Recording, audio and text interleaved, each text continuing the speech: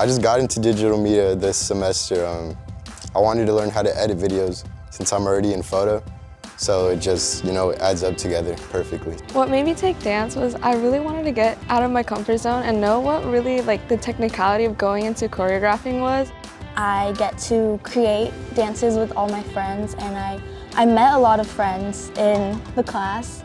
Character design it trains you on how to create your own characters for stories or even for advertisements of stuff. I want to go to Biola University where that has its CMA program in media productions and photography.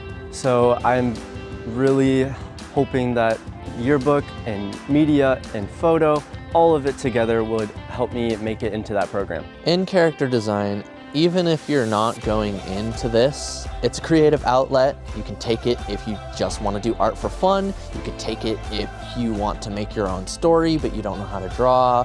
If you want to become a professional in that field, it is a CTE class. If she sees you struggling, she'll try to help you, put you in groups so you can have that leadership role. I love the way she teaches because she's very silly but also very serious, and it feels like another friend in the class that you have. I took photo because you got a lot of creative freedom. I want to get into real estate, so you have to take pictures in real estate to show properties off, so I think that'll help me.